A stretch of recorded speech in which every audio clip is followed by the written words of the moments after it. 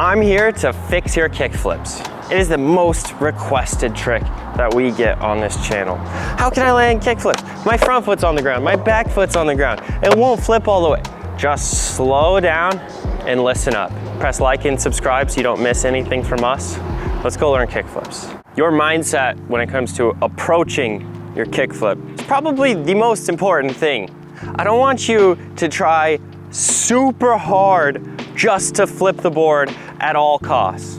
That leads to a bunch of different problems, from just throwing the board out like crazy, which is not gonna give you a chance to land kick flips, or just the classic overly focusing on the flip and not worrying about anything else. We wanna do our kick flips with a good foundation. I wanna make sure that you're floating up over the board, that you have the right technique for your flip, so it's easy to get the board to roll over, and then you can start practicing landing on or near the skateboard when you're ready. The first thing I want to discuss is just using both feet to flip the board. It's easy to get overly focused on just your front foot and jump, pop, and kick. And yeah, that feels like you're doing kick flips, but really, you want both feet to work together, make it easier for you to flip that thing over. So that was 1.5 flips without hitting the tail on the ground. So what we're gonna start with is how we use our back foot and our front foot in tandem to make kick flips super easy. I want you to do a no pop half flip. So that means the tail doesn't hit the ground and the board only flips halfway over. To do this, we are gonna roll that front foot over while you're in a manual. And I want you to be able to feel yourself push on your front foot up against the nose while you're holding the manual, so you can hold those front trucks really low to the ground. What's gonna happen the first time you try this is you're just gonna hit your tail on the ground accidentally. Because to roll that front foot over, a lot of times your front foot is gonna come up pretty high, but that'll make your tail hit the ground. So I want you to find that pressure on the side of your shoe up against the grip tape and hold it. Once you find that position, all you have to do is jump and pull the tail backwards, right? If I push the tail backwards away from me as I pop and I find this tension on the front foot, that board will slide back and want to flip. You'll notice that it flips easier the faster you move the board backwards, because this nose will have a lot of speed coming up into the front foot. So you get relative, it's called relative motion, right? So there's this closing speed between your nose and your front foot. So that will make the board flip faster than if the nose was just sitting still and you kick at it. Once you get a good feel for that, that skill of using both your feet might just be enough to unlock your kick flips.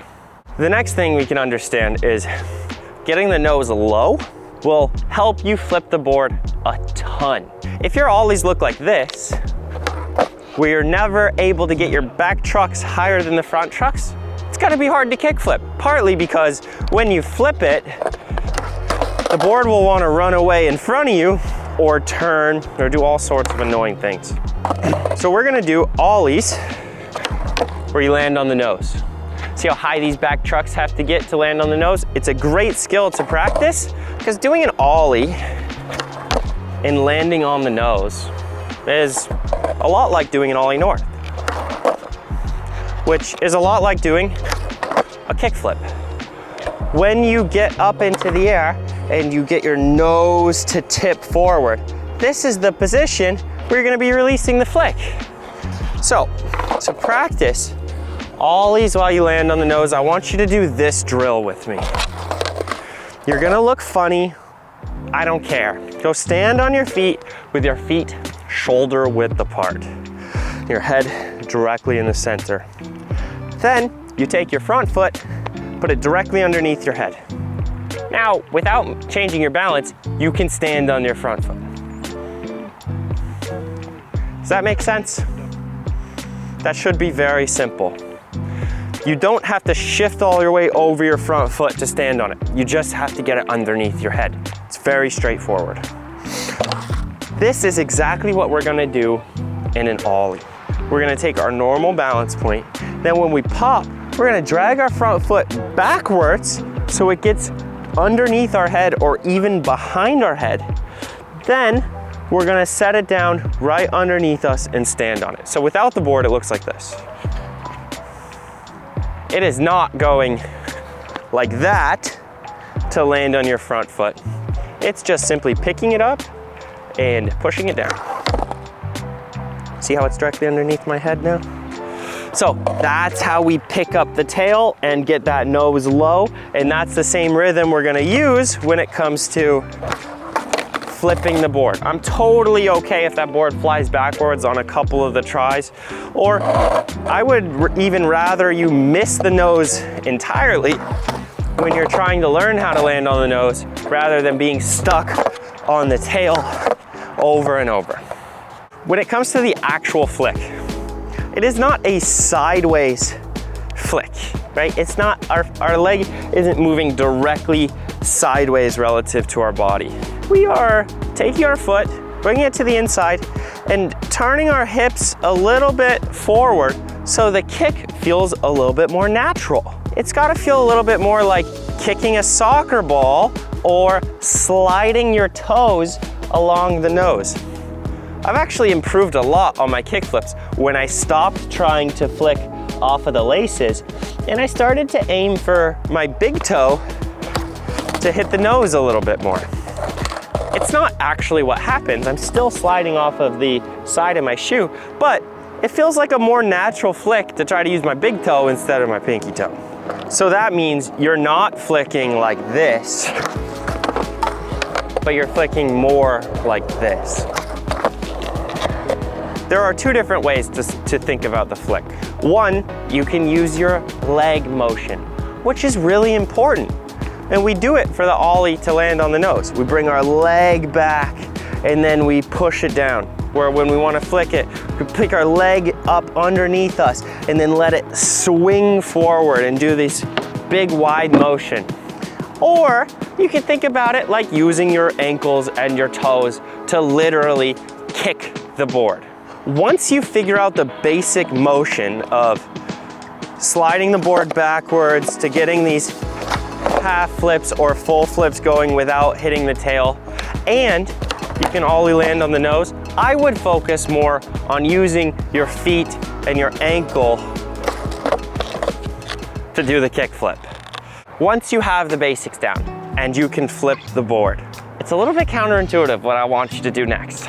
Keep the board really close to the ground and you jump high. So that'll look something like this. You can think about this like doing a straight leg kick flip, and you never bend your legs, and you just try and flip it as you're stretching up away from the board. But what this is gonna force you to do is get your feet above the height of the board while it's flipping. Honestly, the most common mistake I see from everybody with kick flips is they're just flipping the board above their feet. Like you're never gonna land on it if your feet are below the board while it's flipping. We need to switch that and learn how to get our feet high into the air and get the board to flip low and close to the ground. Landing kick flips is the hardest part, and it's the scariest. Lack of confidence will hold you back more than lack of technique 7 days a week. The best way to gain confidence is grab a fence or a railing, or if you're lucky, you have Sk8 Charleston, which has this perfect thing in the middle of the skate park for you to go hold on to and practice your kick flips. When you're holding on to a fence and letting your board flip, I want you to hold yourself up in the air with your hands and watch the board flick and get used to chasing it around with your feet and doing your best to land on it. It takes reps to read and react to the board. And honestly, when you're on flat ground, if you land on the board while it's out in front of you, it's gonna shoot out and you might end up on your butt. That'll just scare you away from trying to land on kickflips. Think about it like this. If you land on 100 kickflips while you're holding onto a fence, you're gonna have a lot easier time to committing to your first landing when it flips right. Now that you know how kickflips work, it's your job to go practice. Each skill we talked about in this video requires hard work and thoughtfulness while you practice. Separate your skills and just work on one thing at a time. And please, please, I beg you, be patient. Be creative with how you work on it. Make sure you're filming your practice, going over it, taking notes, rewatching this video, and then going back to the skate park and applying what you learned. Thank you for supporting this channel, and make sure you press subscribe so you never miss a video from us. I'll see you guys soon. Goodbye.